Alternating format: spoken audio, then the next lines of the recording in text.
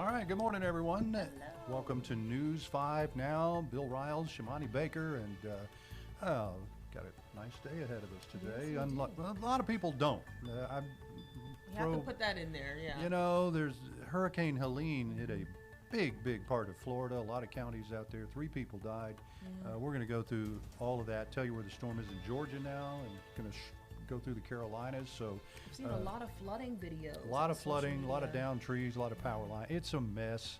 And of course, we knew it would be a Category 4 storm that hit yesterday. So here on our stretch of the Gulf Coast, and John will be here this morning to kind of reiterate some of this, but we've got cooler temperatures. It's beautiful here, and it's a Friday. Like, how could you be upset that it's a Friday? We've got all that going on, and it will be a nice weekend. So let's get you started right here on News 5 Now.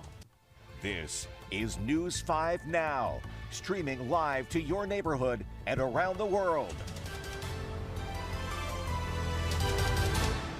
All right, let me do a little computer work here. There we go. Look at there. We've got our stuff's on It's the working. screen. It's working. All right, that's always good news. We'll get to our big stories right now and tell you what's going on. Number 5, the nation's supply chain could be severely affected if dock workers along the East and Gulf Coast go on strike. The International Longshoremen's Association's contract with ports from Maine all the way to Texas expires Tuesday morning. The U.S. Maritime Alliance, which represents the ports, filed an unfair labor practice charge with the National Labor Relations Board to try to force the union to return to the bargaining table. We covered this last week. I think we did locally. a story on it locally, and it would be devastating to the economy if the longshoremen go on strike. So we'll keep you abreast of that story. Number 4, Birmingham Southern College has been sold. Miles College will take over the 192-acre campus.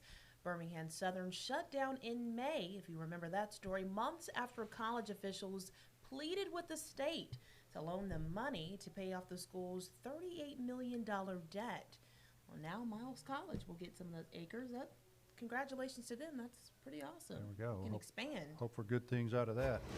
Number 3, if you're looking for unique local artwork, you can head downtown tomorrow night for Oyster City's Night Market. Local artists will pack the parking lot at Oyster City Brewing in downtown Mobile to sell handmade pieces. The market inspired by New Orleans' Frenchman Night Market. It opens at 5 o'clock and ends at 10. The event is also free to attend. Now, we covered this on the morning show, News 5 this morning. If you want to buy anything, you might want to bring some money. Cash. Bring some cash There's with a you. lot going on this weekend. The Seafood Festival, we talked about that, which is my personal favorite. That's going on in Pensacola and Destin. Again, free to attend, but you need some cash to Might buy need the food. might need a little bit of cash. There you Number go. 2, while Alabama beaches aren't feeling any major impacts from the storm, double red flags are flying. Surfers and storm chasers flock to Orange Beach to take advantage of the high waves. These surfers come from all over the Gulf Coast, from New Orleans and Mississippi to the east, evacuating the storm, and have been waiting since 7 a.m. yesterday morning. I'm sure we can expect more surfers as the weekend goes along. Wow, catching some waves out there, huh? Looks like a lot of fun. All right, and number 1, we talked about at the top of our broadcast this morning after a day with some tornado warnings and a lot of rain. Georgia now feeling the effects of Tropical Storm Helene. It is a tropical storm this morning. Thousands of customers without power around the state, about 800,000 as a matter of fact. A flash flood warning issued this morning for Georgia. There are widespread reports of trees coming down across the region, some 70-mile-per-hour gusts of wind. And this storm is going to keep moving northward, heading up into, look at all the flooding there, heading up into the Carolinas. And so a big day. John Nodar joins us, our special guest this morning, to talk more about Helene. We talked about it at the top, came ashore as a Category 4 storm, and now it just hit the gas, moving on inland. Right. It brings to mind Zeta from 2020, which was moving so quickly that it brought hurricane conditions up into Clark County, which almost never sees hurricane conditions.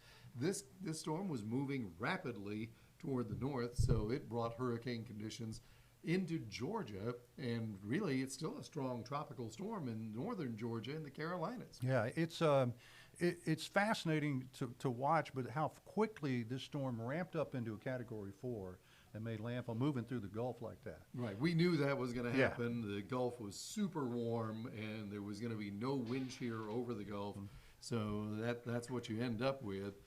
We were very fortunate to be spared by a boundary that had lots of dry air behind it, and it sat right at the very edge of the News 5 neighborhood. So folks in Destin, Fort Walton Beach got some wind and rain a little bit, but the rest of us just had a breezy day. Yeah, I was. We talked about that yesterday because we'd said you might see some rain bands come through. Never Saw some happened. clouds. Never happened. Nope. Yeah. Did want to mention though that we've been talking about most of our hazards were coastal hazards.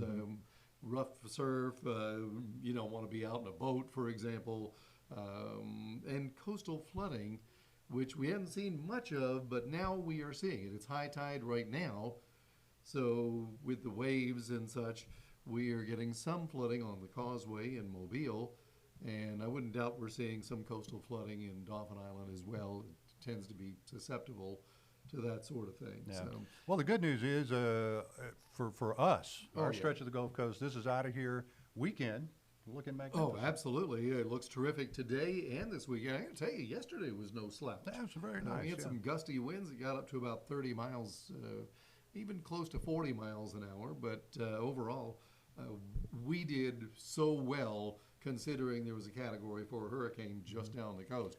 The weekend looks gorgeous. It's going to be sunny. It's going to be dry, breezy today, probably not this weekend. Highs in the 80s, lows in the 60s, Yeah. and when you mix in some really low humidity, you're going to want to have maybe your coffee or maybe your whole breakfast outdoors tomorrow. There you go. Yesterday, one of those days, I could have gone out and cut my grass yesterday, but you I didn't. didn't. No, I don't feel like it. Did not at all. All right, John. Thanks very much for bringing us up to date, and we appreciate you filling in and sitting in with us this week as we tell weather you, the tropical storm. We did, and I am excited to have been elevated to the level of special guest. I feel so special. Special guest. That's right. All right. We will get to our question of the day here as Shamani makes her way back to where she is now. Here you go with this question of the day.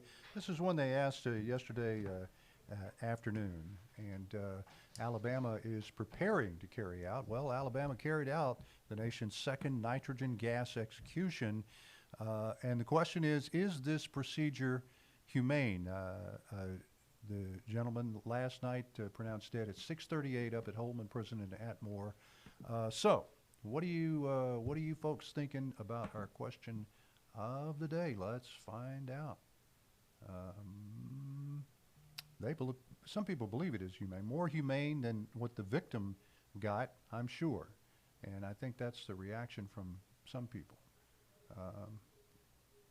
One witness said the person was suffering in their death. Remember, it's supposed to be the justice system, not a vengeance system. So we've got a lot of comments to that end as well. But anyway, you can head on over to WKRG's Facebook page. You'll find our question of the day. And you'll also find our poll. That's up there too. And it'll be, when we see it, it'll be news to me. That's right. Let's click on over to the poll of the day. There we go. As some of you may have already heard, NBC's Today needs a new co-anchor.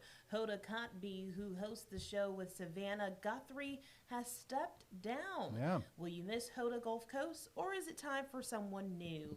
So she had made this announcement, I believe, yesterday. Just yesterday. Yes. Yeah. So let's see what people are saying here. Ann says, I do not watch anything on NBC. Okay. Okay. Fair enough. Jane says, not really, but I wish it had been Savannah instead. Okay. All right. Well, we're playing all sides here. Of course, we're the CBS affiliate. And, NBC's had their share of folks over there who We do, wish her the do best, some good though. things. Yeah, You know, wish she's her the been best. with NBC for a very All long right, time. here you go. I got a story about Hoda Kotb. Do you? My first television station that I worked at was Channel 15 WXVT in Greenville, Mississippi. Now, after I left there, the same news director, a guy by the name of Stan Sandroni, was the news director. He was also the sports guy.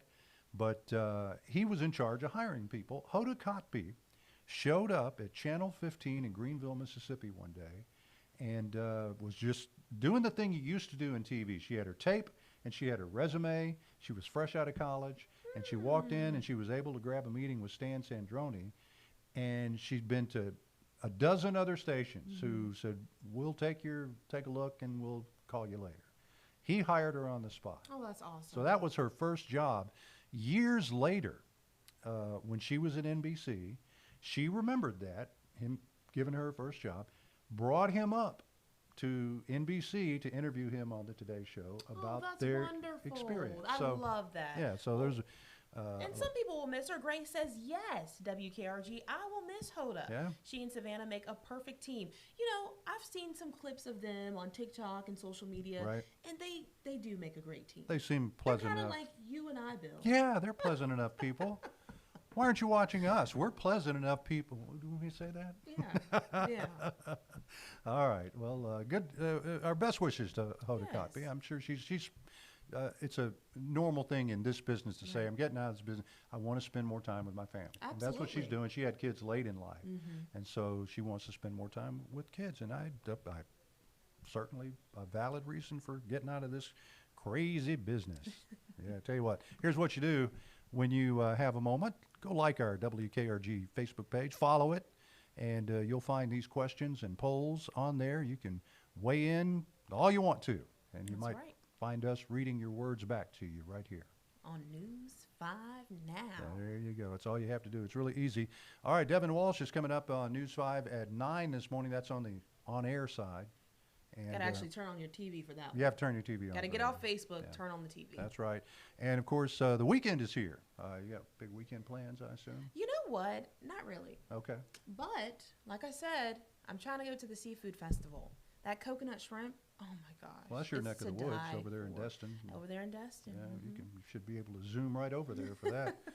And there's one going on in Pensacola, too. Yes, there is. So, and we're just on the cusp of the National Shrimp Festival in Gulf Shores next week. So you got a lot of. a got lot of food, a lot of stuff. seafood, a lot of shrimp. But I'm going to agree with you. Having no plans heading into the weekend. Yeah, that is it's my probably that is best. my definition of a great weekend right there.